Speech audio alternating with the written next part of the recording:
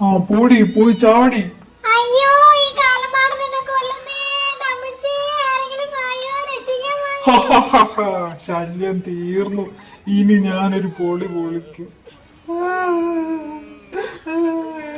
Sir നിങ്ങൾ കരയാതെ വിഷമിക്കരുത് സാർ, നിങ്ങൾ വിശ്രമിക്കൂ, വിഷമിക്കരുത് സാർ. അയ്യോ